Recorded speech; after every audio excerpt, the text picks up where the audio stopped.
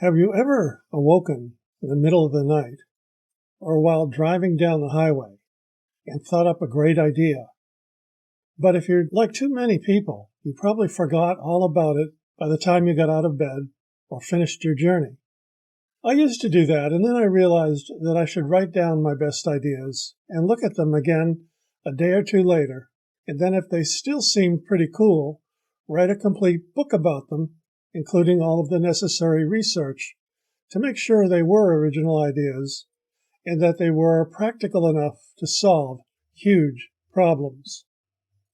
So I checked, and I am the only author on Amazon or in the bookstores with a complete catalog of his greatest ideas. Some people will call it the most egotistical book they've ever encountered, and others, I hope like you, will consider it as a great way to stimulate your own mental acuity regarding nearly every major human endeavor. All of my great ideas are intended to increase the odds that humanity will continue to exist on this planet. It's not guaranteed, you know, and actually at this moment, our life form stands on the brink of disaster. You'd have to be a complete moron not to see that. Half the world is in a state of war. The other half are spending most of their surplus dollars, borrowed money, to prepare for even bigger wars, while more and more of their citizens are dying from heat exhaustion, fires, floods, wiping them out, and even oxygen deprivation. In other words, we're slowly suffocating ourselves. We are all the proverbial canaries in the coal mines.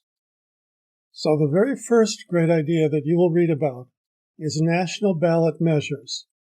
I got this idea way back during my protesting the Vietnam War.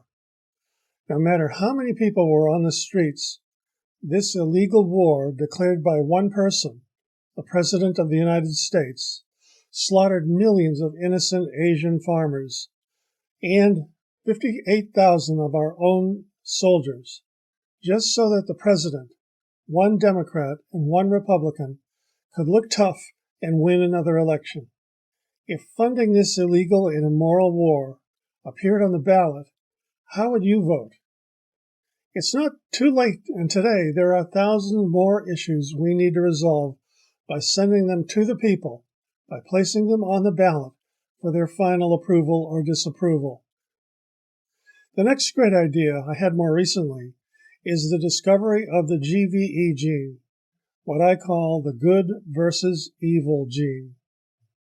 It occurred to me from previous books about our evolution and consciousness that the good and evil in the world is mainly caused by the good choices and the bad choices that we all make and many, many times during the day. I have found that these good and bad choices are probably dictated by the basic code of life, our DNA molecule that sits quietly inside every single cell of our body.